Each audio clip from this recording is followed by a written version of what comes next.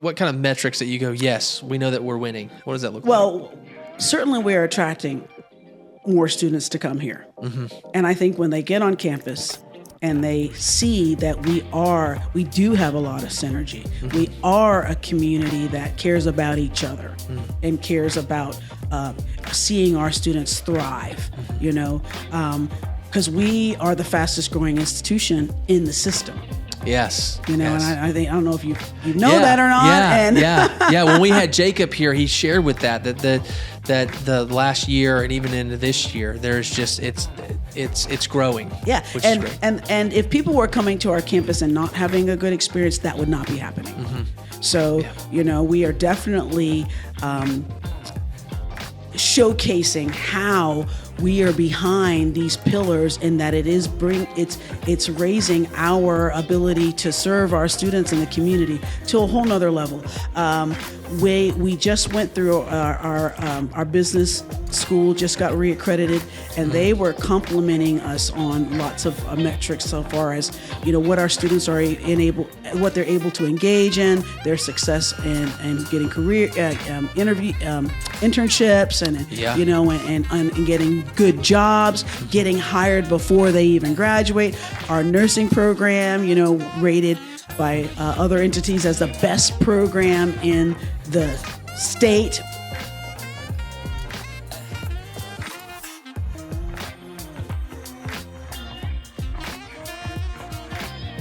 Welcome to the Americus Podcast, where we pursue what it means to become a next level neighbor, creating a place we enjoy with the people we love. I'm your host, John Schroeder, and today I am joined by Dr. Jill Drake, is our Provost and Vice President for Academic Affairs at Georgia Southwestern University. Go Canes. It's so great to have you on the podcast with us. I'm happy to be here. Thank you for having me. Yes.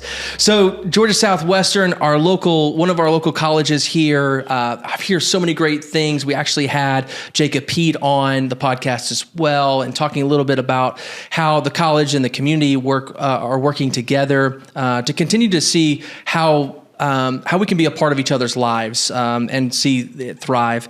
But I was wondering, just even for you, how long have you been at the university yourself? I've been at the university since April 1st of last year. Okay. Wow. All right. So just like me, you're new to the table. Glad to be here. Glad to be in Americus. Now, did you grow up in a town like Americus, or did you grow up in a bigger place? I grew up in It's a small town, but it was a coastal town in Florida.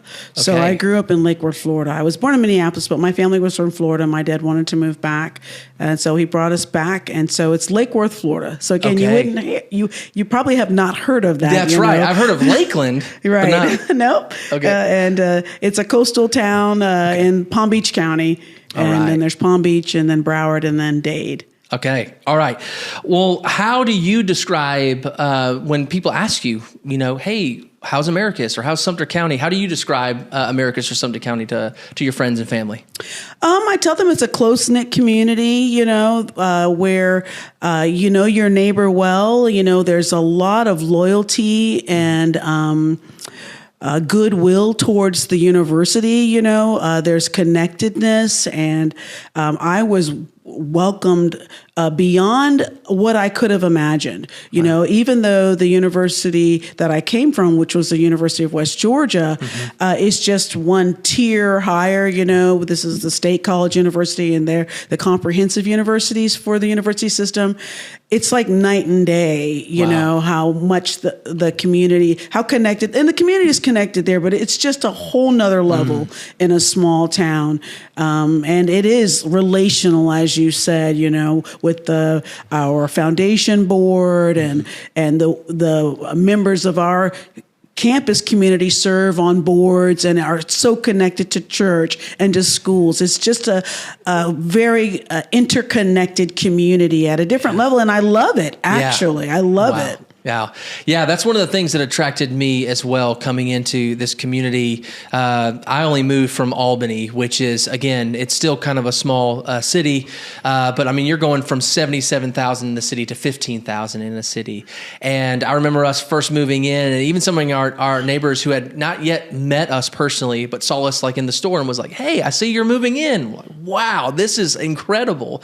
And so we're really highly attracted to that. Very thankful for that. And I think that's one of the reasons why I love even doing this podcast is this community shows how to neighbor well together.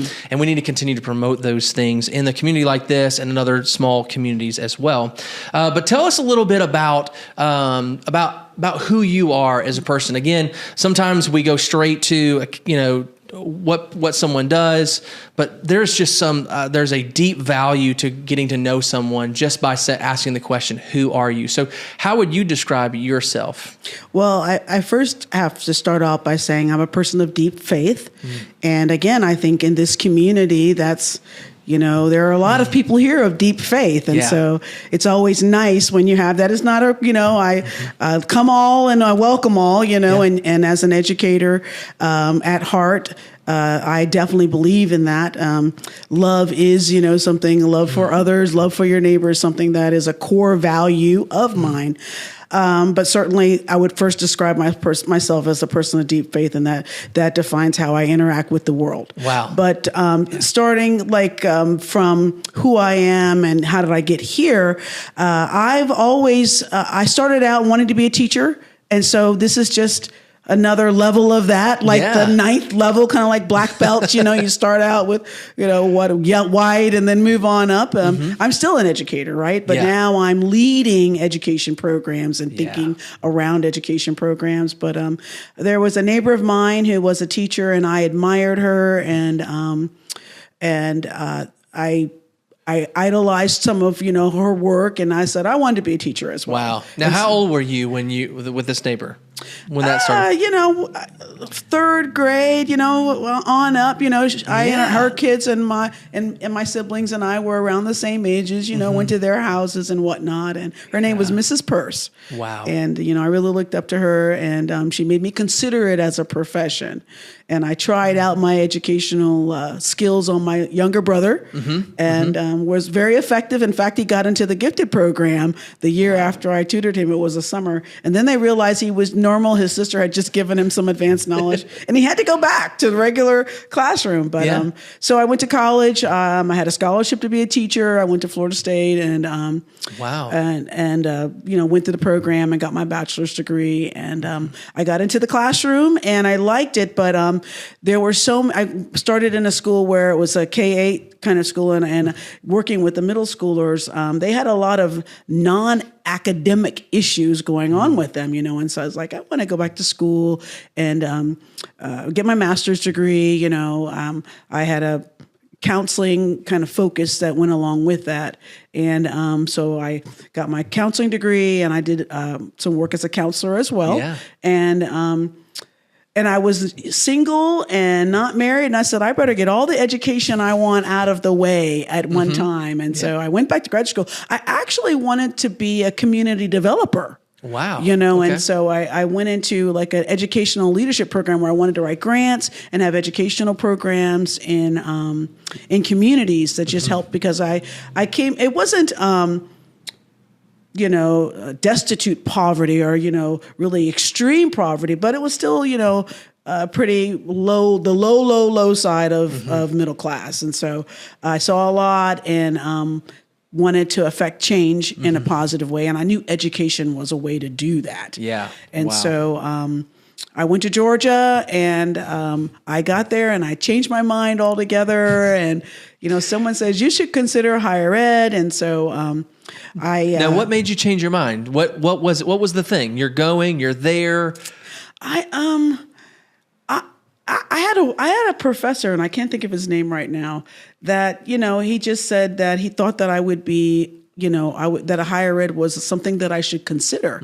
And so when he said that, I thought, well, I like learning and I loved researching, and I actually got credit on a book that one of the faculty members I work with. So I thought, oh, this is kind of cool. I can still teach, and I can still learn, and I can research, and I can write. And, you discover yourself. A lot of times in graduate school, you discover yourselves in ways that you don't as an undergraduate. And so, and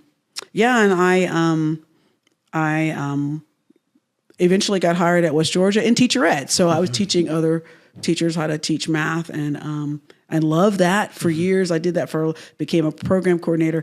There's like this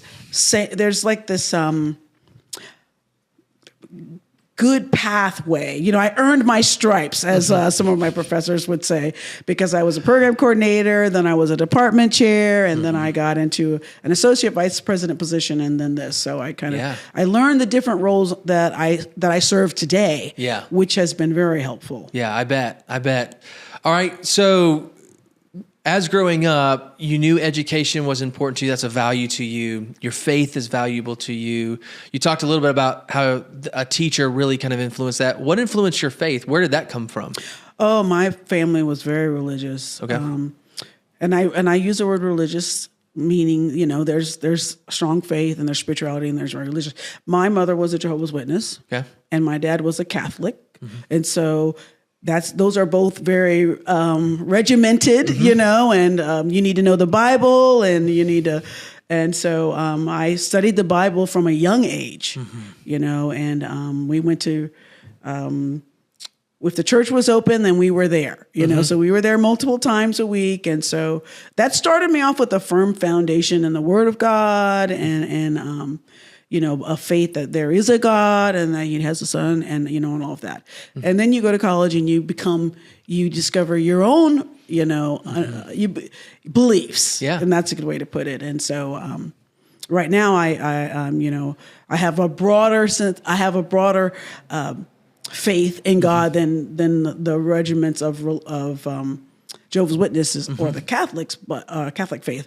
But that's where it started out. I've always been in a family that's been involved. My brother-in-law just got ordained as a minister over a church last weekend. Okay. In Palm Beach County, and my brother was an elder, and so it's just a part of our family. Yeah. So growing up, did you? What was your personality like? Were you an introvert, extrovert? Did you have? I mean, what was that like? I wouldn't. I think just naturally, I like having time by myself. So I define myself as a talkative introvert. Okay. And what I mean by that is people don't energize me, and this is like the 21st century definition of introvert, extrovert, right? Yeah. It's like people don't energize me. They drain me, but I enjoy pouring into people, and I don't mind having conversations. I don't mind mingling. I don't, and so I'm an expressive introvert, I think is actually what the category is in the last personality test that I took. Yeah, that's great. That's great. Do you have, going through that, high school, college, did you have certain relationships that were just helped you to grow as a person? Maybe some friendships, anything like that? No question about it. When I got my first teaching job, I got it at the alternative school. And if you don't, that's the school where the students, they go to public school, and if they get themselves into such trouble, they can be sent to the alternative school. Okay, yeah. They might have been at the youth detention center or something like that. And so, because I graduated in the middle of the year, not at the end of the year, and that's a long story. But anyway, because I graduated in the middle of the year, the teaching openings are slim pickings, right? And so, because they already got contracts for the year and how that worked. But it was a God thing, and I totally believe that. And so I got a job at the alternative school, and the director of the school was this Jewish gentleman who was like from the hippies. He, was just kind of had the beard, and he had a lot of Eastern philosophy that that directed his life path. But he was incredibly influential to me because my dad died when I was young, and my mother remarried, but and he's a wonderful man. He's got his life, on a great path now. But at that time, he was addicted to heavy drugs, and so I didn't have a dad for my early teen, and really like from the time I was 9 on, I had some parental rules and regulations, but like loving parenting, I didn't have a male figure in my life like that.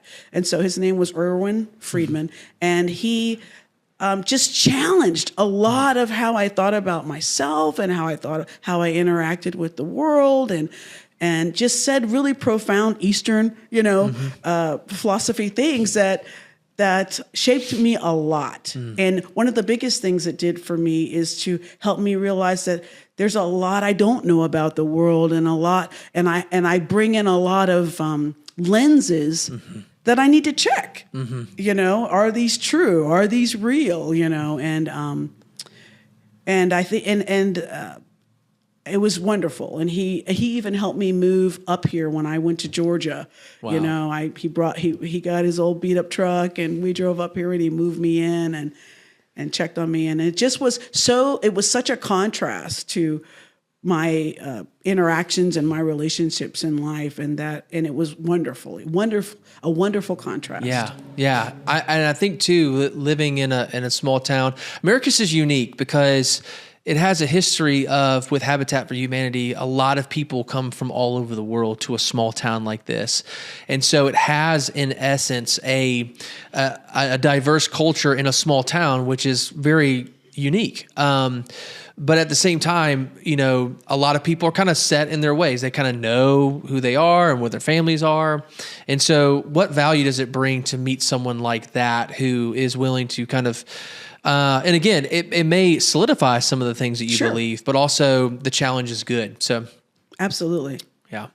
And I think that's probably part of the things of what college is meant to do is to be able to inspire you to, if you want to be serious about what you believe and what you think, then be challenged by it, but don't do it in a way well, and I say it this way, if you're not talking about something that is of great value to you, you're probably not going to be emotional about it. So when I see someone get emotional about something, I'm like, oh, this is what they actually care about this. So my first thought is, wow, this is of great value to them. Not whether I agree or disagree. It is, oh, wow, this is important to them.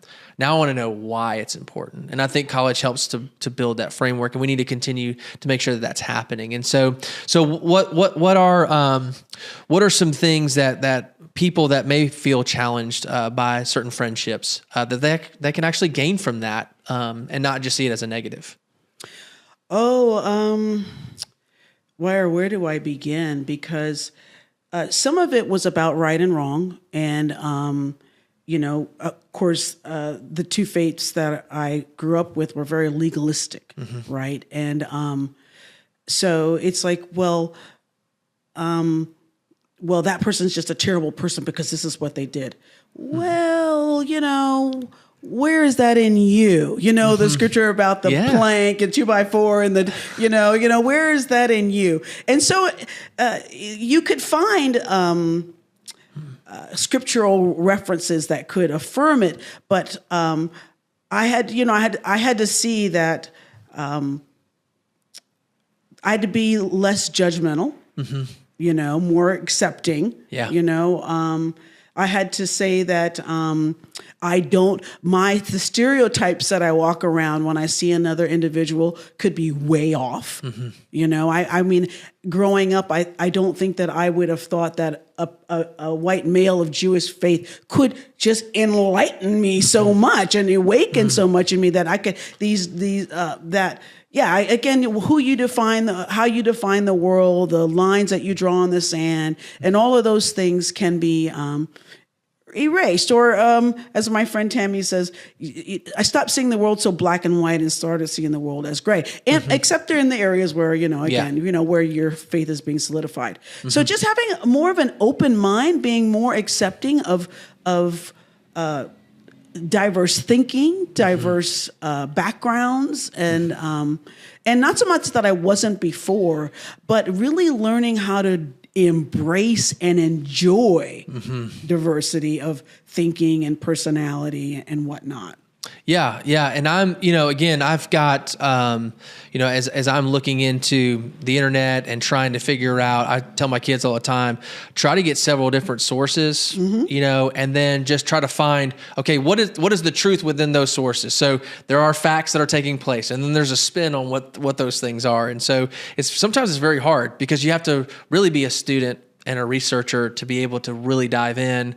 But then the media is always just throwing new things at you. So you just got to feel like you're an expert in everything. You're just like, sometimes it's better just not to follow the trends and just stick with, hey, I want to be a productive person, so I need to focus on these things and let all that trend, that new fad that's going to be gone next week anyway, not to get in the way. But when it comes to colleges, I have heard that diversity of thought is something that is at war of, are there colleges that are really focused on saying they're diverse and yet they're so one-sided, or do you feel like a place like Georgia Southwestern University is really fighting for that diversity of thought, and what does that mean to you? Well, that's it's like a tale of two cities, right? So there's certainly a goal of encouraging diversity of thought in, let's say, the disciplines, right? Like diversity, they want you to, it's important to explore diversity of thought in historical perspectives, or diversity of thought in art, or diversity of thought in music. But in a lot of ways, I find that institution of higher education, not just GSW, want to cling to a lot of traditions as well. And so there are things that we want to cling to. And I think that actually higher ed in general is experiencing a friction around that. The humanities are coming into question like never before. We're very, and some would say, hyper-focused on workforce development, but does that mean apprenticeship, or, what about the general liberal arts education and the value they bring to developing a good citizen, a learned individual, And so there are places where diversity of thought is certainly encouraged and facilitated and conversations, but there are also places where tradition and a reminiscing or a longing for things to stay as they used to be is also out there. And again, I think higher ed's kind of in a crisis in that regard. Yeah. And I think that's why it's such a great conversation to have, because things are changing and they happen so fast. And so some things feel like they're not being said, but some things feel like they're being said too much. And it's just, exactly. And so what you have to do, and again, in a town like this is, we have to figure out what it means for us, right? Because what's happening in places like Minnesota may not be what's happening here. Absolutely. And so we've got to do well to take care of our citizens and give our citizens higher education, not what other places are doing. And that's just it's hard to do. And so I'm glad you're here. I'm glad you're working on that, continuing to promote what's good here. So tell me a little bit before we kind of get into, we're going to dive more into the university stuff, but what actually brought you here? I know you've got a position here. Is this what you see yourself doing, or is this kind of another kind of step for you, or is this kind of the end goal, something like this? That's a great question. I will tell you just a little bit about how I got here, because it was not a traditional way to get here. I was busy working as an associate vice president at the University of West Georgia in the provost office and enjoying it. Yeah. I had been in the role 3 years. And so you kind of get to a sweet spot when you're in 3 years and you don't have to call someone up for every, little thing you don't know. But I had been through the leadership program. The president recommended me to go through our Executive Leadership Institute the university system has. Yeah. And you're nominated and you attend, and that means that they see in you the potential for other executive level leadership opportunities. And so I went through the program, enjoyed it, got a lot out of it. I'm a consumer of these things. I'm a nerd. I'm a development nerd. And so when the provost that was here at that time, Suzanne, got a presidency in the SUNY system in New York, they needed to have an interim. And so Dr. Weaver, the president of GSW at the time, called the system office and said, I need someone to take over this role because of the way the leadership was at that time. They weren't going to move someone into it. That would be too disruptive to move someone into it. So he asked the system office, which doesn't happen. Wow. Very often. Typically, you'll just move someone into it that's already within the institution. And so to me, again, I'll say it's a God thing. Yeah. But I got, my president called me and he said, you're going to get a call at 5:00 from the president of GSW University, and he's going to talk to you about being the interim provost. Whoa. Okay. Yeah. So I got the call and I talked to Dr. Weaver, and it was a very good conversation. And then I talked to Suzanne, and it was a very good conversation. And I said, okay, I talked to my husband, and I'm like, I'm ready. So that's how I got here. She got the presidency, and it was in the middle, not the middle, but it was still within the semester.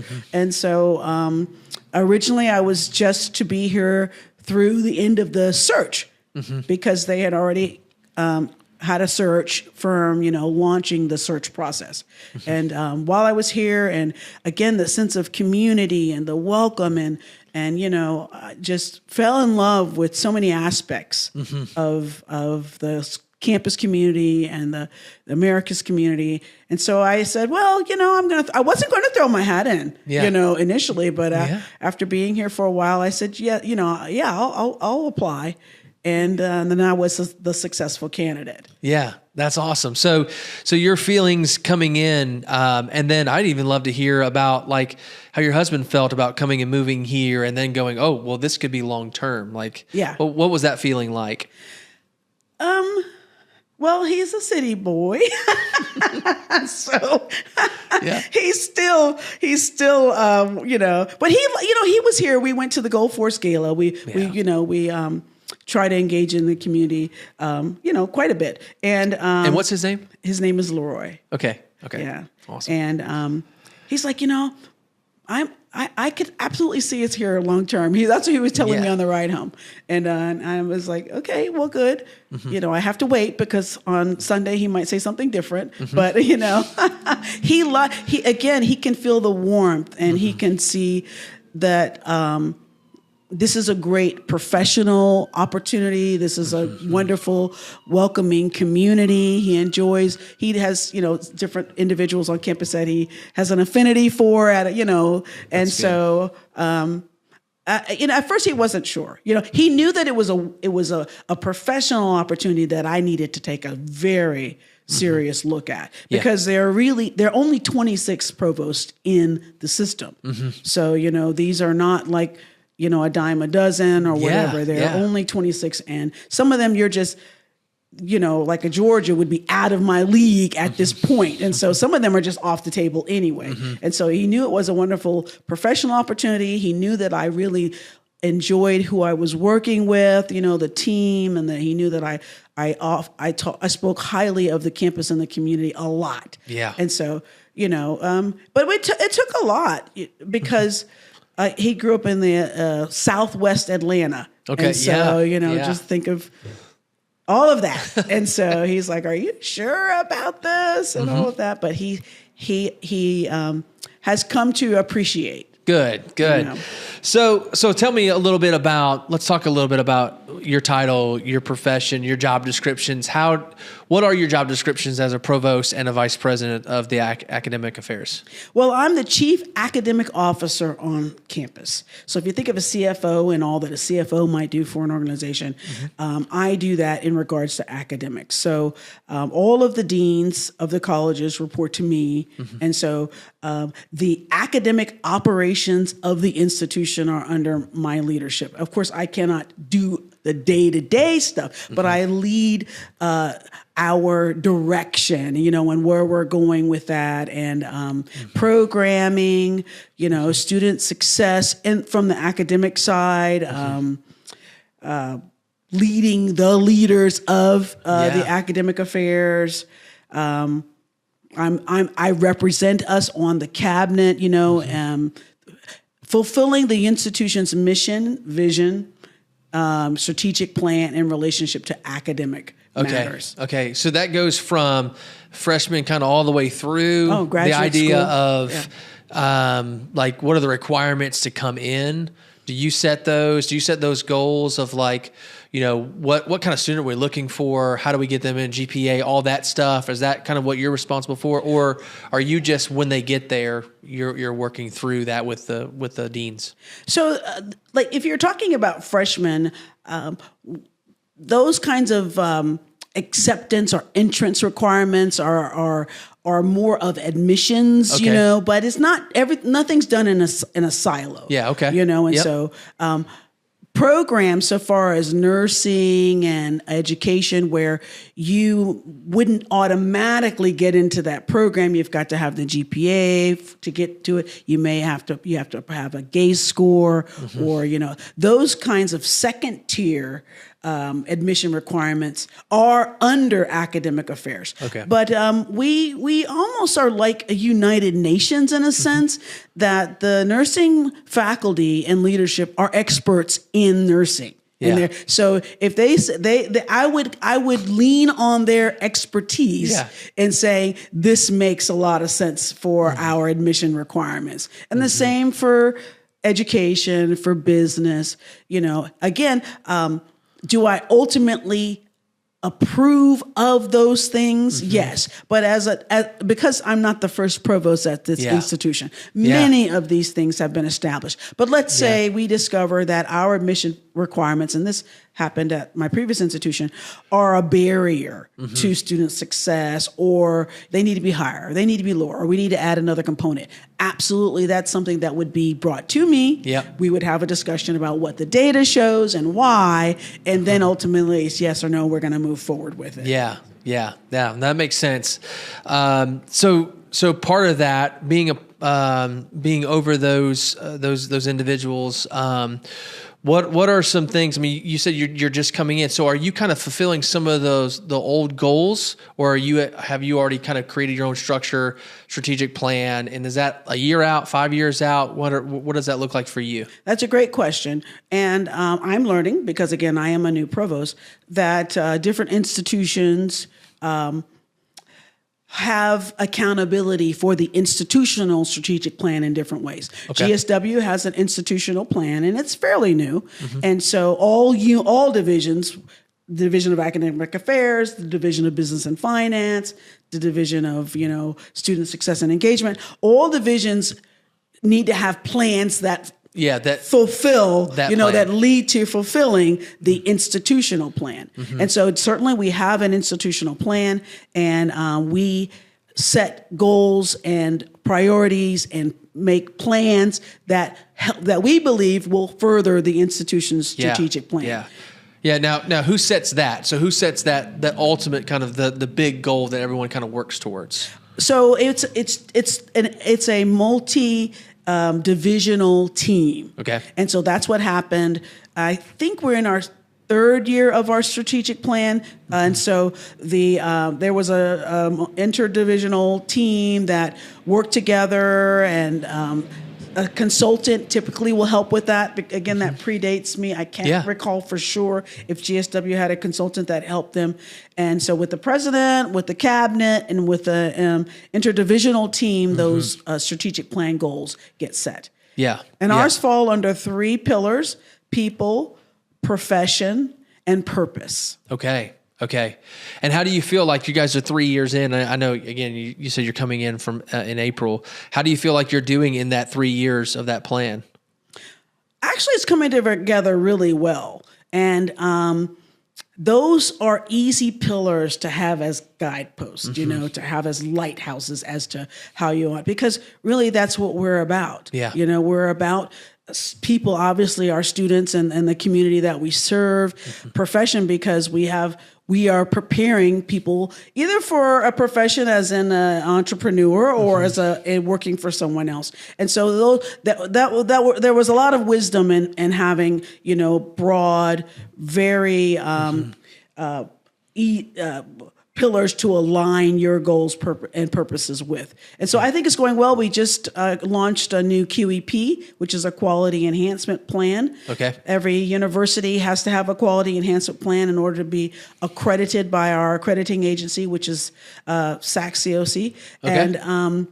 And it's about integrative learning, which integrating your purpose with who you are as a person, with what profession you're interested in joining. So a lot of things have happened on campus.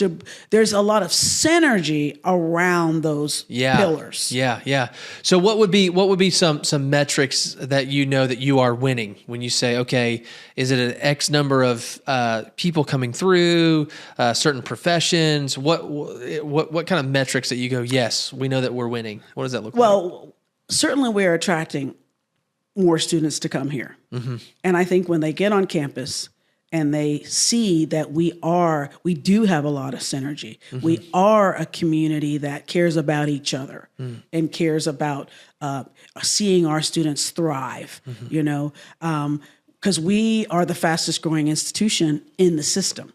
Yes. And I think, I don't know if you know that or not. Yeah. When we had Jacob here, he shared with that the last year and even into this year, there's just, it's growing. Yeah. Which is great. And if people were coming to our campus and not having a good experience, that would not be happening. Mm-hmm. So, we are definitely,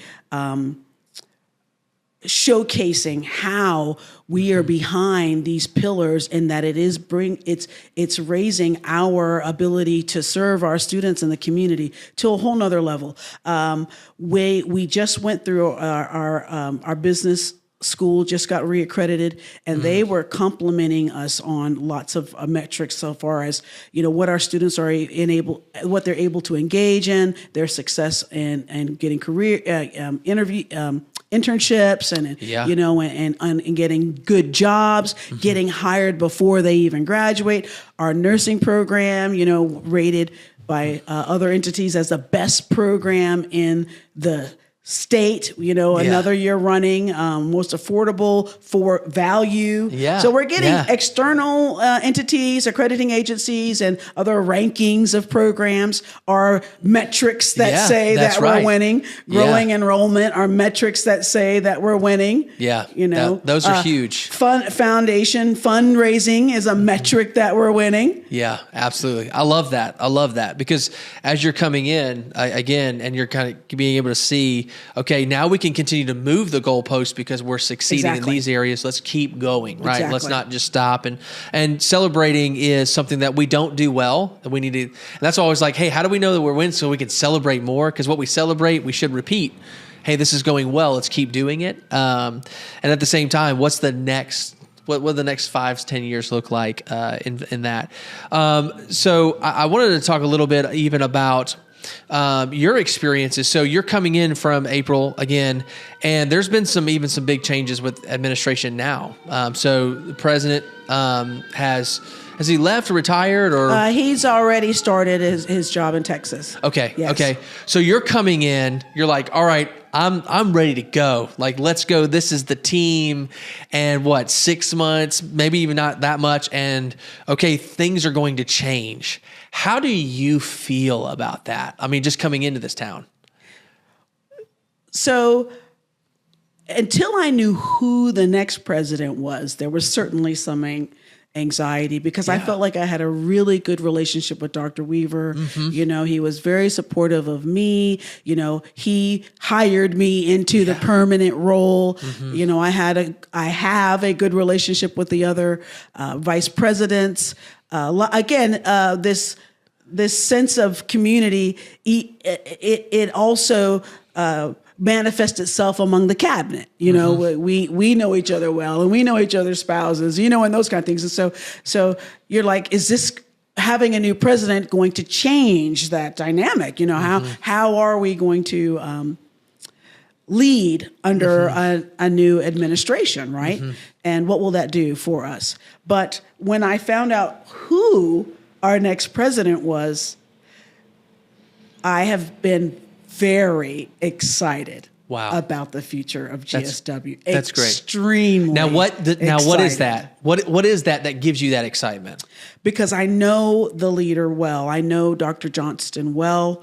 When I was in the executive leadership program, part of the program is shadowing someone who's at the executive level, and then you write and reflect on it, and they've got a schema for you to use when you reflect. And I shadowed her. Wow. Look at that. And I was blown away. Yeah. She's a gifted leader. And I've worked with 6 presidents. She's a gifted leader. Wow. And so I was very excited for GSW. We are if you had all of these metrics for what a president should have, she's going to score high on all of them. That's awesome. That's great. That's great. Yeah, I've really been focusing as part of our family. A lot of people say, well, what is there to do in Americus? Well, one of the things that we love to do as a family is support the sports in the community. Sure. And so we're really into the soccer teams and the athletic department, and got a chance to go to some basketball games. And I've been really encouraged over the last few years about even the financial, the care and the concern for the athletic department on a financial basis. I mean, I remember going to the soccer field and there's no benches. It's just, hey, we're here. I'm glad to be here too. Everything's looking really, really well. So I was really excited to see that. And that was one of the things, just as a citizen, I was like, I hope the next person still loves to see it thrive, and for the athletics, because I feel there's so much value in that as well. And again, the athletic department, they're part of that serving project too. They do a lot of serving in this community. And that's what we were going to talk about. I'd love to talk really quickly about how the college and the community are working together. So what are some things that the college is doing to make sure they're reinvesting into this community?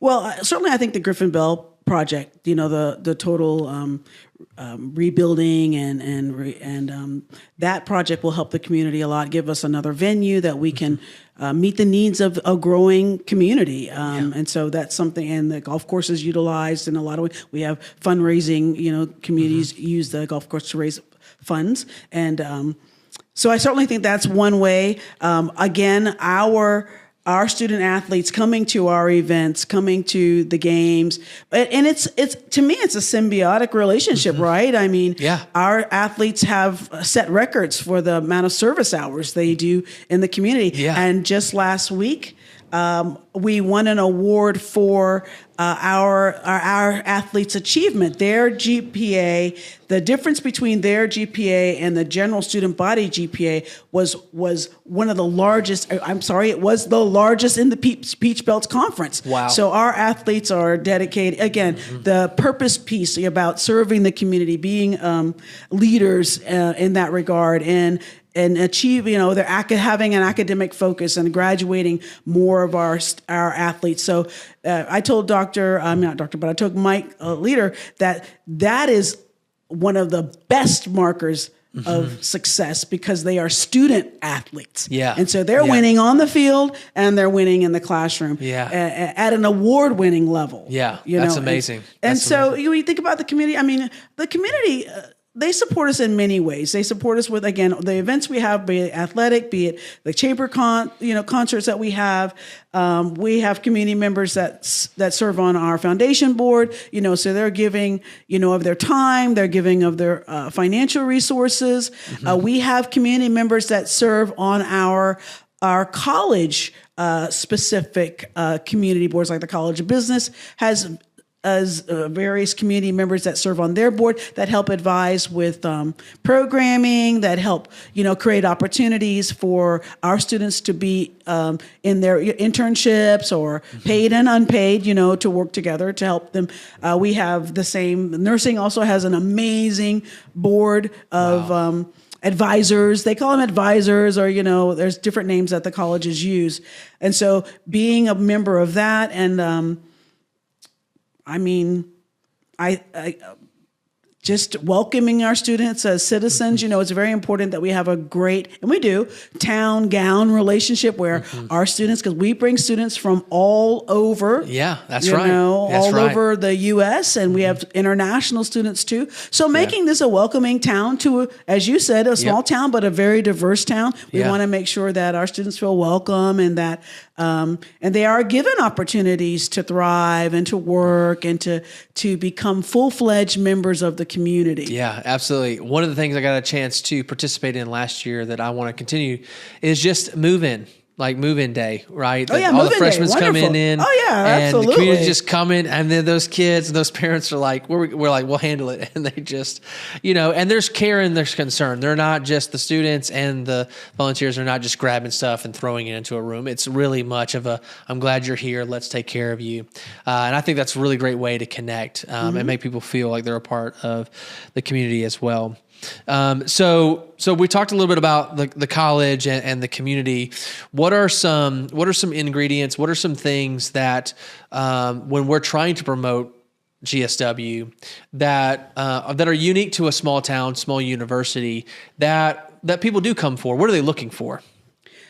One of the things that we talked about that in our pre-meeting discussions with the chamber board is that in this small town, you've got a technical school, you've got all the way up to graduate degrees, and you've got the college and career, the Ignite Academy.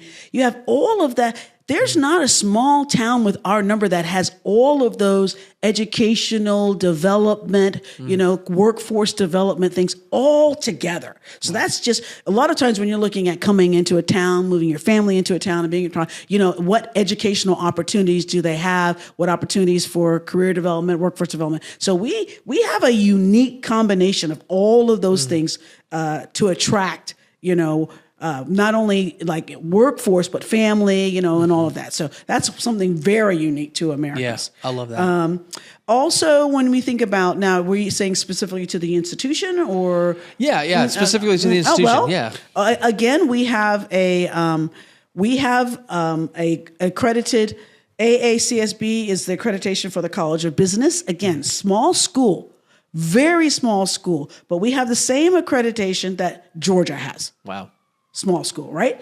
Our College of Education has the same accreditation as any other institutions or certifications as any other institution in this state. Our nursing, again, so we have these, accreditations are these stamps, like a gold stamp. You meet the highest program requirements. And we've got it for our College of Nursing, we have it for our College of Business, and we have it for our College of Education. And there are programs within the College of Arts and Sciences. I mean, our glassblowing is very unique to this area. So you've got A+. I told the parents at the last storm day that I went, we are a hidden jewel that we don't want to be a hidden jewel. We want to spread the word, and I think it's getting out there. Yeah. But we are a jewel that you have all of these things, but a small, close-knit community, class sizes that are small. We've got our unique first-year experience that's unique for the university system in some ways.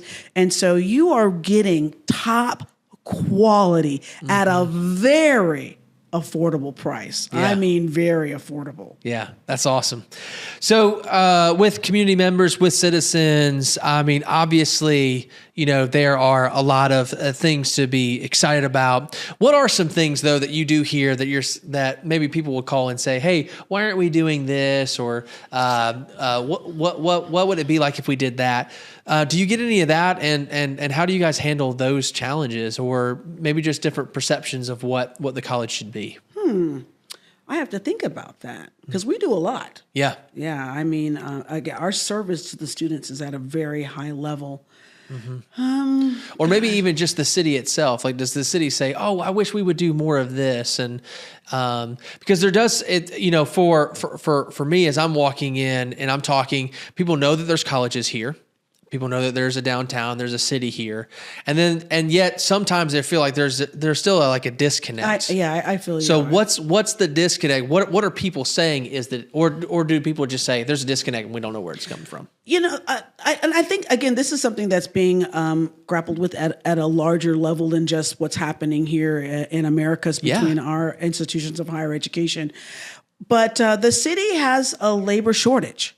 Right. Mm-hmm. And meeting those labor shortage needs is because we don't really need a degree in this. We need some like certificate kind of development in it, and we are in the business of awarding degrees. Yep. And so, you've got the workforce needs are here. The rigor and the time and the financial commitment for a degree is here. And so that in between area is something that a lot of institutions of higher ed across the nation and maybe internationally are grappling with. We know you need somebody who needs more than a high school education preparation, but you don't need a 4-year degree. And we have brought back the associate degree programs. We have an associate's degree, associates of science in nursing. So that's one of those. Well, we probably need a lot more that are at the 2-year level or other industry needs that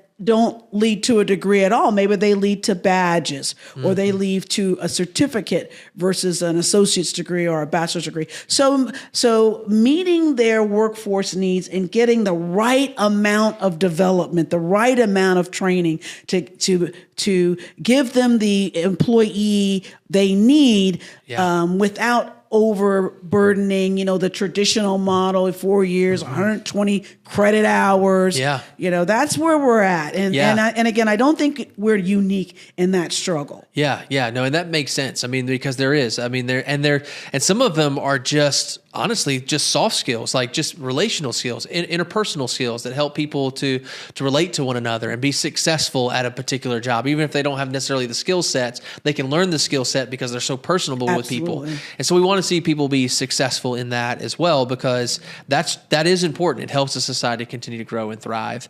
And I love that. And so, we're talking a little bit about what's going on right now. I would love to hear too, if is there any metric or any desire to see what's happening at the college level to continue to invest, like the students here? Like, is there a certain number that's like, we'd love to see a certain percentage of students that are at that higher education level invest into Americus, and not necessarily, I mean, you can't make people stay, obviously, but is there something like that you're like, we would love to see more college students stay in town and invest here, or anything like that? So certainly at the system level, there's been, our chancellor is certainly trying to take measures to keep Georgia's talent in Georgia. So at the system level, we want to see that happen.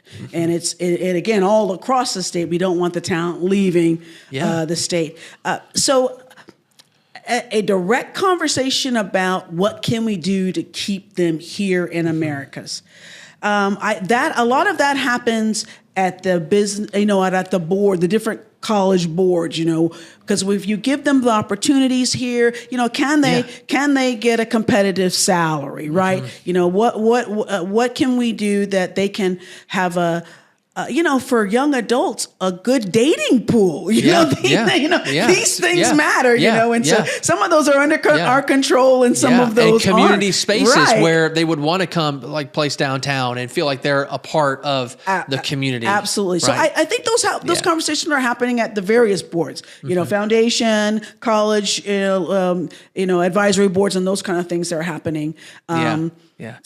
Have you heard anything that would excite you to say, oh, that would be really great to see? Or, well, I do know that I'm trying to think of.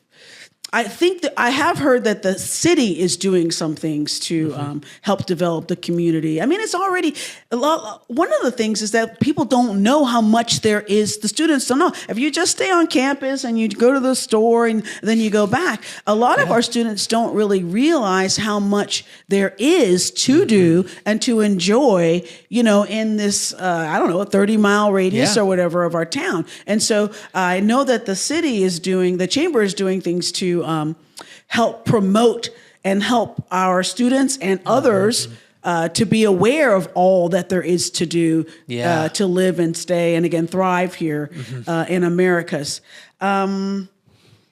So far, I'm trying to think of other things that I know that I could say, well, this is something we're doing specifically. I mean, some of the construction projects, I think, again, will help the amphitheater that is coming here and all the acts that will bring. I think is something exciting that I think will attract the growing businesses that we have. Because again, the cost of living, it's good, but the housing cost, we have a housing shortage here. Is what I've been hearing over and over again. I've been hearing that too. So we got to do something about that too. Affordable housing is something that's going to be important to keeping our new grads here.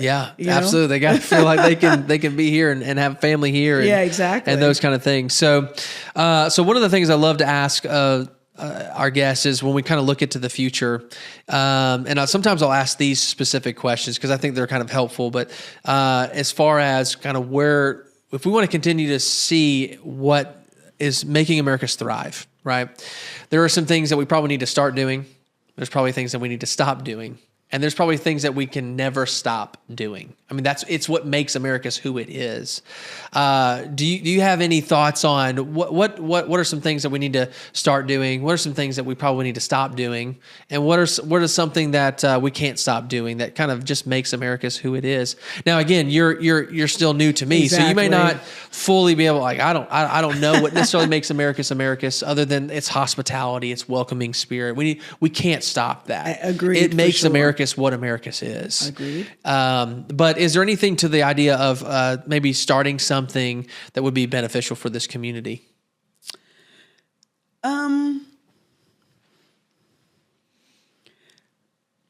wonder. I think maybe if we, so far as attracting the graduates and keeping them there, I don't know how much of a focus there is on what young adults want and need. I don't know how much because again, we've got a lot of things that have been going on for years, communities, our churches and the things. But I'm wondering if there was a way that we could engage their voice to a greater extent. Let's see here. Again, I think we're already doing some things to bring more acts here. I think we need to keep doing the beer festival. That's a really big success. I think that having First Fridays, I think that's something that we should continue to do. I love this idea about having tours of the area to show people what are the strengths of our community and the surrounding communities. I don't know, Yeah. It's difficult because, students, I'm 39 years old and I can't wrap my head around what a 17, 18, 19-year-old is really looking for. That brings them a sense of that community. I even think about there's the alley bar here, or there's the spot here. It's got great, a 17, 18-year-old can't participate in those things downtown. So what do they come downtown for? Well, we've got scoops now. There's some ice cream. There's some coffee shop. There's 3 coffee shops.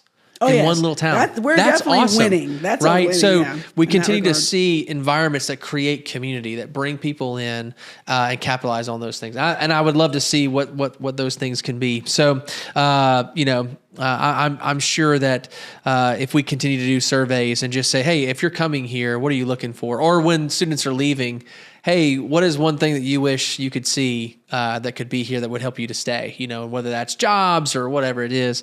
I'm sure that, the more and more we spend time with just students, and especially just as adults and citizens within Americus, when you see a student, just engage in friendly conversation. Sure. So glad you're here. Yeah. Love Welcoming. GSW. Go King. Go to a sports thing. Go to the symphony. Go to the theater events. Participate as much as possible with the students, because a lot of the students are coming internationally. That's and true. they don't don't have community. That's right. And they're looking for community. So I think that's a great thing. Well, one of the things that we do at the very end of each podcast as well is what we call rapid fire questions. And what these are just really get a really short answers to get a chance to know you just a little bit better. So I'm going to ask you a few of those just to get a chance to kind of step into your life a little bit more. Now, you say you're an avid reader, researcher. Do you have a favorite book or an author that you just really love? One of my favorite all-time books, I mean, there are a lot of favorite books that I like, and I find that my favorite book is the book that's speaking to me for the season that I'm in, you know? I hear you. Yeah. Like right now, I love the meditations, the daily meditations of a Stoic. That's one that I really am trying to absorb the lessons from. Yeah. Yeah. I like Brené's Dare to Lead.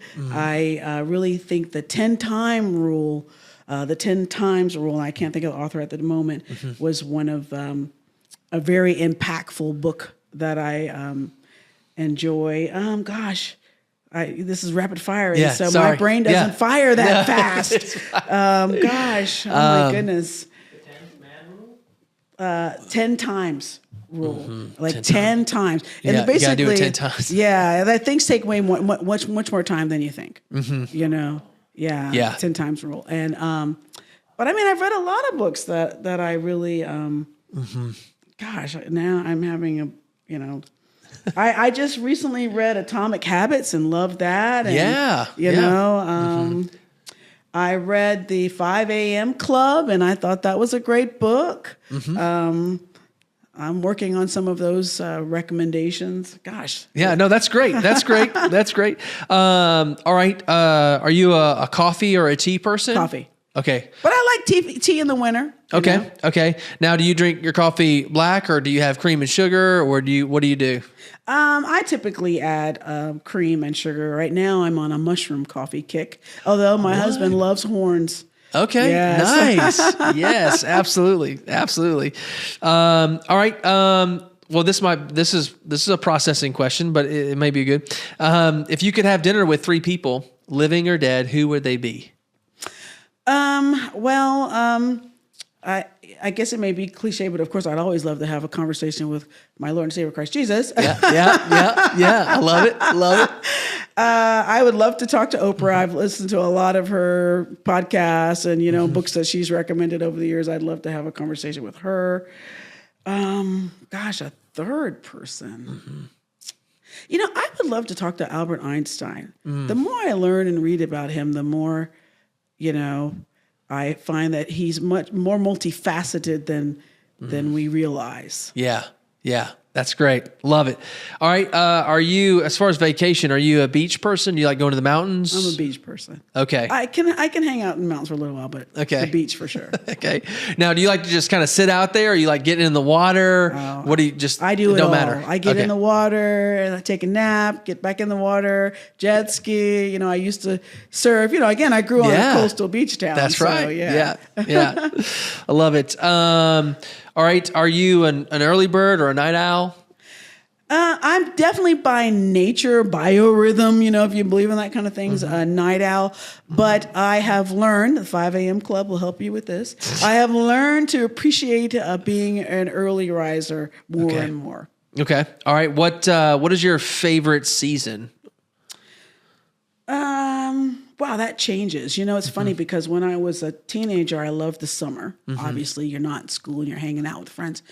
But now that I'm a mother, I love the fall.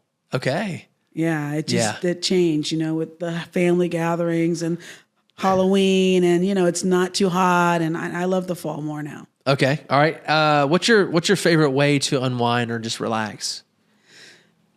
Oh boy.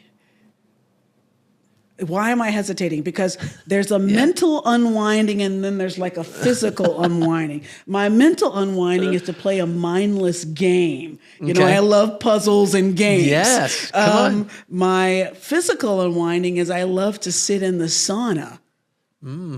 and maybe get a workout and then sit in the sauna. I love that. That's awesome. Okay. Do you have a favorite, maybe travel destination that you'd like to go to? Maybe you've been there before and you like to go again, or maybe just a new place? So, I've been a lot of places. If I had to go, I want to go to Spain. I haven't been there. And Madrid is supposedly high on the list of places you must see. So I want to go to Spain. But if I went back to a place, I love to go to Hawaii. I got married there, and so I love to go back there. And it's just really beautiful and very diverse. And, Yeah. All right. And you talked a lot about research. Is there anything that you would love as far as just being on a team of a research team for something in particular? Oh, wow. Oh yeah, there's a lot that I want. Yeah. I would love to be on a team that's linking the use of technology to accelerate learning. I think that that's something that I would love to be a researcher. I would love to be on a research team that links mindfulness with learning. We have a lot of students that have untapped potential. A lot of that, I believe, especially in underserved, minoritized communities. And so, just being more mindful in all of the, meditation and mindfulness and linking that to learning and just life success. I'd love to be on a team that, right now I want to find a team to help me with helping women in leadership. That's like an immediate thing. I want to join a team for that for sure. I've learned a lot of lessons and I still have a lot more to learn, but I'm ready to be on a team that we can further that. Yeah. Yeah. Well, all right. A few more. What's the worst job you've ever had? Oh boy, that's tough because there's always something you can learn. And I've had a lot of different jobs. The worst job. Wow. I think forgive me if this is your job. No, I think the worst job I ever had was I was a cashier at Winn-Dixie. Oh yeah. And it wasn't the worst job I had because it was the worst work that I've done.